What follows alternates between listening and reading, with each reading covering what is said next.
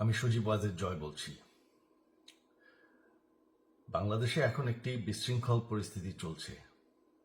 সারা দেশে আমাদের ভাঙচুর হচ্ছে, লুটপাট হচ্ছে।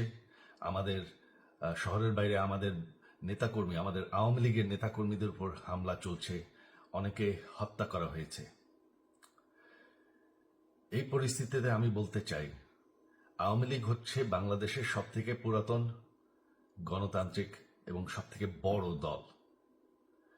আওয়ামী লীগ কিন্তু মরে যায়নি। আওয়ামী লীগ এই দেশকে, বাংলাদেশকে স্বাধীন করেছে। আওয়ামী লীগকে শেষ করা সম্ভব না।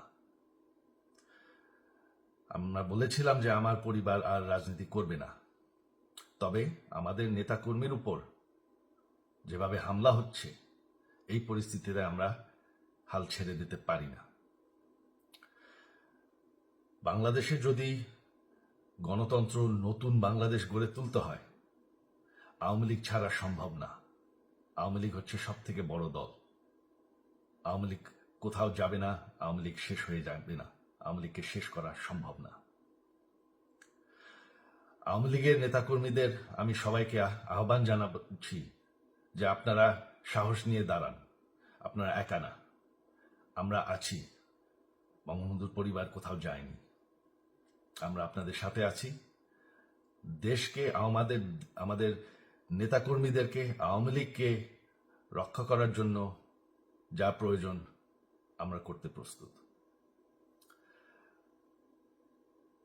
এই যে আমাদের বর্তমান যারাই আছে ক্ষমতায়, তাদেরকে আমি বলবো যে আমরাও একটি গণতান্ত্রিক, শৃঙ্খল, নিরাপদ বাংলাদেশ চাই, জঙ্গিবাদ মুক্ত। তার জন্য আমরা সবার সাথে আলোচনা করতে প্রস্তুত। শুধুমাত্র তারা যদি জঙ্গিবাদ এবং ভায়োলেন্স বাদ দেয়। শেখ হাসিনা মরে যাননি, আমরা কোথাও যাইনি।